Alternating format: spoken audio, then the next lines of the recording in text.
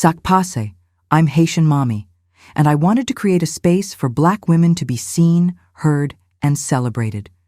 These are the stories of struggle, survival, and standing 10 toes down, and still winning. Today's story? It's raw, it's real, and it's called Out of Pocket. If you've ever carried everybody and got nothing but disrespect in return, yeah, this one's for you. So sit back, tune in, and don't forget to like, comment, share, and subscribe for more stories about Black women overcoming and reclaiming their power. Let's get into it. The hallway always smelled like a mix of curry and burnt weed. 3rd floor, apartment 3B. Keisha Renee Morrison's world began and ended in that brownstone. Cracked linoleum floors, walls covered in faded pictures from the 90s, and a living room where the couch had been patched with duct tape. It was home, even when it felt more like a prison. By 9, Keisha was pouring cereal for her baby brother Tyrese and baby sister Malia, while their mother, Nessa, slept off another blunt and bottle. Her father, Wayne, only popped in for a few days every month. When he was there, he moved like a ghost, quiet, cold, and high off something stronger than anything you could pronounce. "Don't let nobody in while I'm asleep," Nessa would mumble, barely coherent, before disappearing into her room. The door always cracked open just enough for the smoke to slip through. That year, Keisha learned how to use the stove. Pancakes, ramen, fried bologna. She learned how to twist Malia's hair, help Tyrese with his ABCs, and lie to CPS when they came sniffing around. She was the 3rd parent in a 2-parent household. By 11, Keisha walked with an attitude that didn't match her age. Teachers called her mature for her years. They didn't know it was survival. She wasn't grown. She just didn't have the luxury to be a kid. She used to sneak downstairs to Miss June's apartment on the 2nd floor to watch reruns of Living Single and eat a plate of curry chicken and rice she'd be gifted like gold. Miss June would press money in her palm and whisper, "You the strong one, baby." Keisha never forgot that.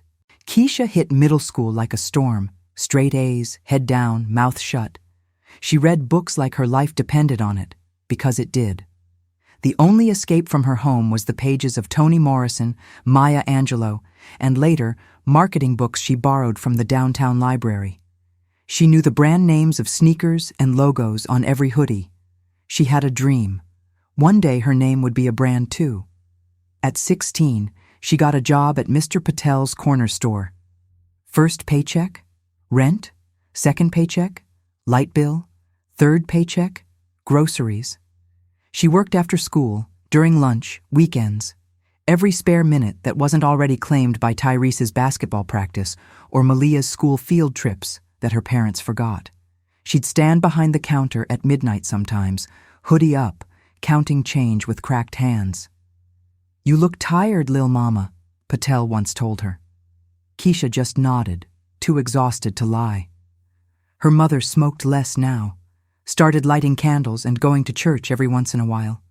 Her father sobered up just enough to fix cars in a friend's shop. The neighborhood was still loud, gritty, and unapologetically Brooklyn, but Keisha saw the change in her house. Only it didn't include her. She noticed how her parents praised Tyrese's jump shot like he'd won an NBA ring, how they called Malia beautiful and smart, but never said a word when Keisha came home with honor roll certificates. Her triumphs became invisible, her efforts expected, never celebrated. Senior year.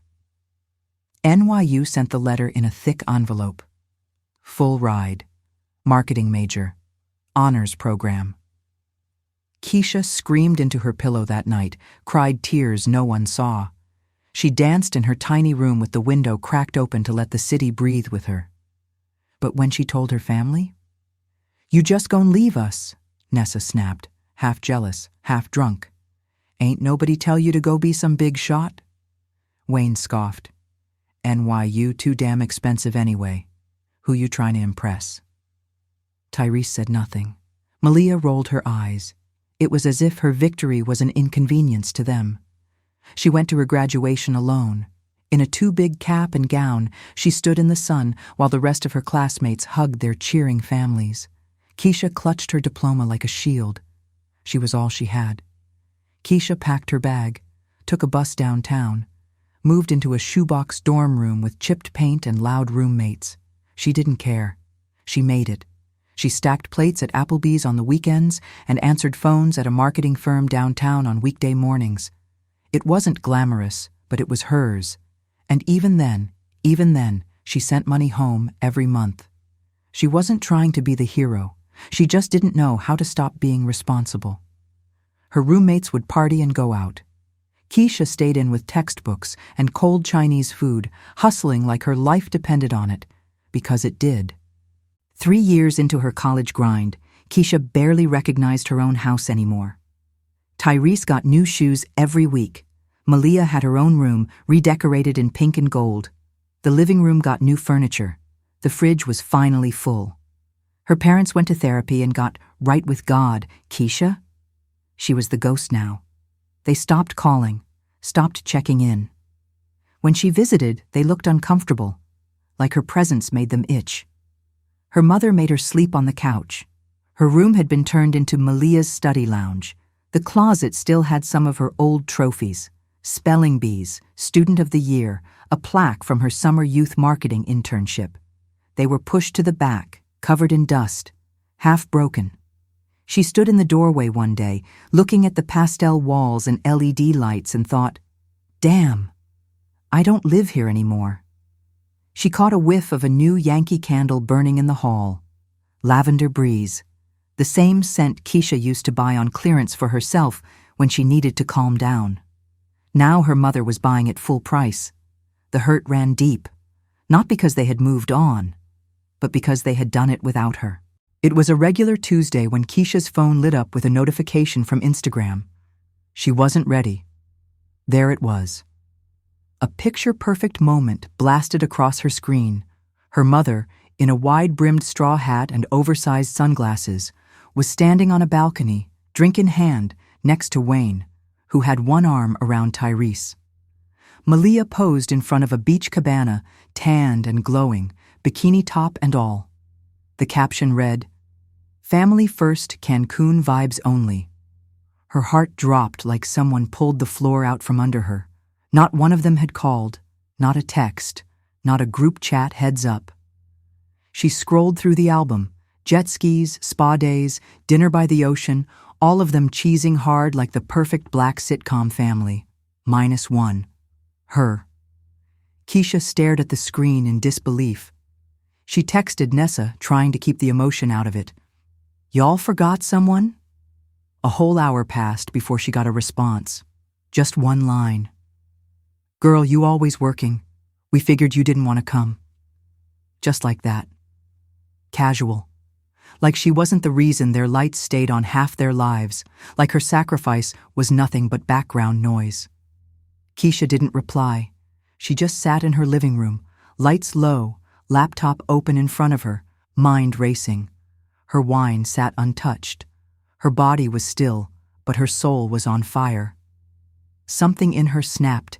Years of being used, overlooked, and taken for granted boiled over into a cold, sharp rage. Not loud, not violent, just final. By the time their flight landed back at JFK, 괘ᴏ had already set the whole stage. Her fingers moved like piano keys across the keyboard. Logins, passwords, account numbers. Con Edison, auto pay disabled, account locked, Verizon, family plan deactivated, numbers wiped, the rent. She had been covering half of it for years without them even realizing.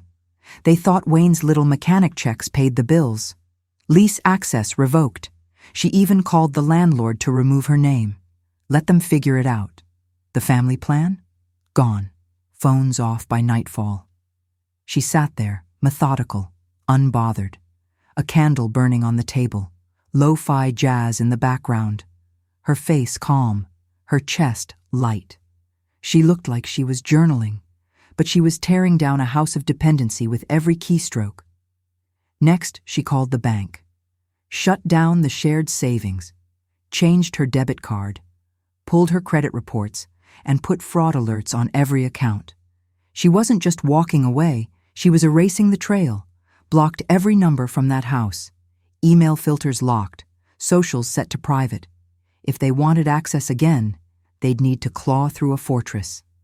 Then, she poured herself a fresh glass of wine and waited. 3 days passed. The first text came from Malia. "Hey, can you send me money real quick? My card not working." No response. Then Tyrese. "Yo, the Wi-Fi off. What's going on?" Still silence. Then Nessa called from a landline, her voice cracking in the voicemail. "Keisha, baby, we need to talk. The power off. What's happening? Call me back." She turned off her phone and let the quiet wrap around her like a velvet robe. She lit incense, took a long, uninterrupted shower, curled up in bed and watched the city lights blink outside her window. She didn't feel bad. Not even a little bit. It took a week for them to realize she wasn't coming back. They showed up at her office, her mother standing in the lobby of the high-rise in downtown Brooklyn, oversized scarf and big sunglasses like she was the mother of the year. "Tell her mama here," she told the receptionist. Security escorted her right back out. Keisha had already flagged her as unwanted. The building's security log now read, "No admittance without appointment." Tyrese posted on Facebook, "Can't trust nobody, even family'll switch up." Malia subtweeted her, "Some people act brand new when they get a lil job and forget who helped raise them." The irony made Keisha laugh. Help raise them? She was the one raising them.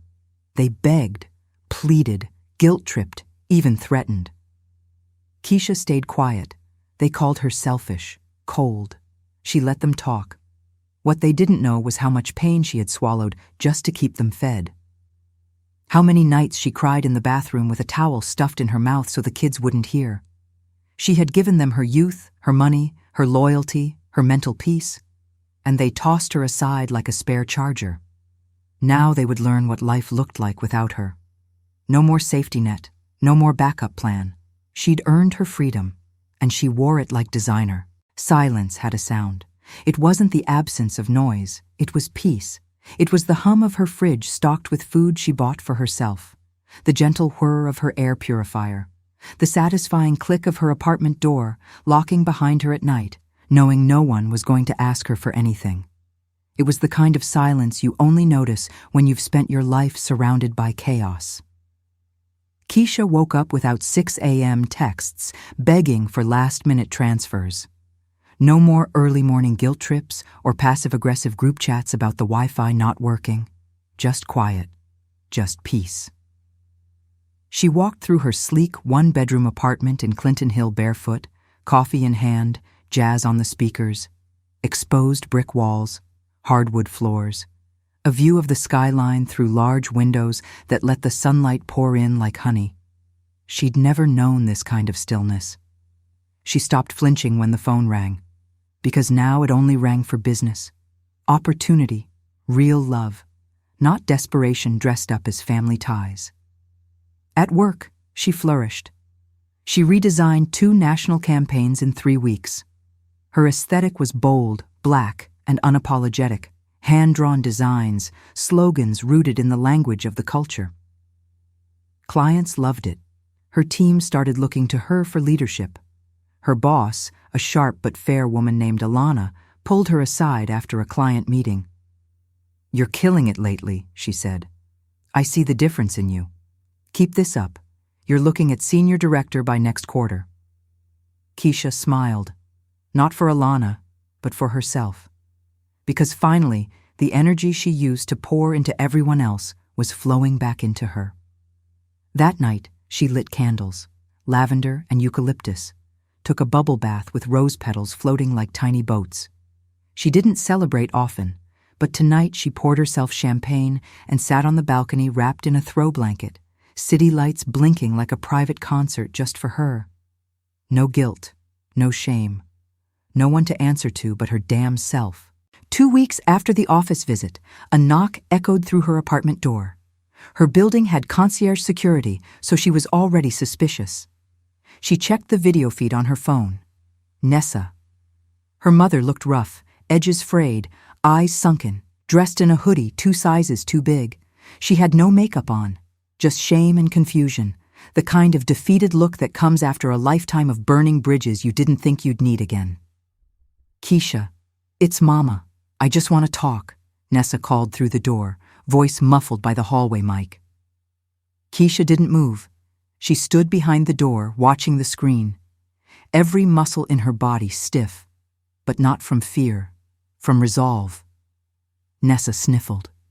"We need you. The rent late, the lights out again. I miss you, baby. We didn't mean to make you feel like you ain't matter." Keisha felt the knot in her chest tighten, then dissolve like sugar in hot coffee. She didn't open the door. She didn't say a word. She turned away and let the silence answer for her. Her absence was her closure. 30 minutes later, the feed showed Nessa walking off down the hall, shoulders hunched. She didn't look back. Keisha made no move to stop her. She sat on her couch, grabbed her leather-bound journal, and wrote 4 words in thick black ink. "I owe them nothing." And for the first time ever, she believed it. One Saturday morning, she stood in front of her full-length mirror. Her skin glowed, deep bronze kissed by self-care, not sun. Hair slick, twist out popping like a halo. Robe wrapped around her like royalty, lined with gold threading. But it wasn't just the outside. It was the stillness in her eyes, unbothered, unowned. She used to see a girl tired, used, stretched thin like a bad weave. Dark circles, back pain, shoulders hunched from carrying everybody's weight but her own. Now she saw a woman who made it out, not just out the hood, but out of generational bondage, out of obligation, out of survival mode. She whispered, "I got you now." And she meant it. No more asking for permission, no more shrinking herself to be palatable, no more begging people to love her the way she deserved. She dressed slow that day, put on her favorite trench coat, stacked gold hoops, white sneakers, and a smile that couldn't be bought. She walked to the community brunch she hosted every 3rd Saturday. All Black women, all healing, all safe. The venue was a warm loft in Crown Heights with mismatched chairs, exposed pipes, and the smell of collard greens and cinnamon waffles wafting from the kitchen. R&B played low. There were affirmation cards on every table. When she walked in, they clapped, not because she asked, but because they saw her, the real her. She smiled, and finally, she saw her too. It was raining hard the night she sat down to write the letter. Thunder rolled in the distance like low growls from a sky tired of being ignored. The city glistened under the glow of red brake lights and puddles reflecting street lamps. Her apartment smelled of vanilla and cedar, the scent wrapping around her like a familiar memory. Keisha lit a single white candle, the flame flickering with a pulse of its own. She sat at her reclaimed wood dining table, her sanctuary, surrounded by plants she'd named and nurtured like children. She opened her leather journal, fingers trailing across the worn cover. She tore out a clean sheet of paper. She didn't type it. No. This needed to be handwritten, felt, etched in ink the way her pain had once been etched in silence. She wrote slow, deliberate, her pen gliding across the page like a blade. "Dear Mom, Dad, Tyrese, Malia, I hope one day you realize the love you threw away. I raised you, fed you, protected you, covered for your mistakes, paid your bills, cried for you when you never knew. And you erased me, gaslit me, acted like I was the problem. But I forgive you, not because you asked, but because I need to move on. I need to reclaim the parts of me I gave away, trying to belong to a family that never made space for me. I forgive myself too, for staying too long, for loving too hard, for giving until I had nothing left. I don't need to be needed anymore. I choose me. Goodbye." Her hand trembled slightly as she laid down the final period. She folded it in half, no envelope, no ceremony. She stood, barefoot, the wood cool beneath her soles, and walked to the kitchen. She held the letter over the candle flame. The edges curled, darkened, smoked, black turned to gray ash. She watched every word burn like old chains being severed. The smoke that rose felt holy, like the breath of something sacred being released. 2 years later, Keisha owned a brownstone in Bed-Stuy. 3 stories, brick with a black wrought iron gate, ivy crawling up the side like nature reclaiming space. A red door with a gold number plate and a doorbell that played jazz when pressed. Her name alone was on the deed, bought with her promotion bonus, and a sense of pride no one could touch. The downstairs unit, a non-profit community space she designed from scratch. Velvet armchairs, soft pendant lighting, walls painted in earth tones, ochre, clay, sage, exposed beams, and shelves filled with books by Black authors. A wall-length mural painted by a local artist showed a black girl in a crown of sunflowers, head held high. She named the space First Daughters. It was for girls like her, girls who were the first to graduate, the first to make it out, the first to be burdened with everything, and expected to carry it all with grace. They offered real-world classes, branding, budgeting, public speaking, mental health check-ins, journaling circles, yoga. Every Sunday night, she hosted soul food dinners, candied yams, fried chicken, collard greens with smoked turkey neck, the smell of home without the pain. Keisha taught branding every Wednesday. "Don't sell yourselves short," she told them one night, standing in front of a whiteboard with notes scribbled in red. "You are the brand, the blueprint, the beginning." She mentored with compassion, not pity. She understood their rage, their grief, their fatigue. She didn't tell them to just get over it. She gave them tools to process it, to move through it. One of them, a soft-spoken girl named Sana, gave her a handmade card stitched with gold thread that read, "Thank you for being the first person who ever saw me." Keisha cried in the bathroom after reading it.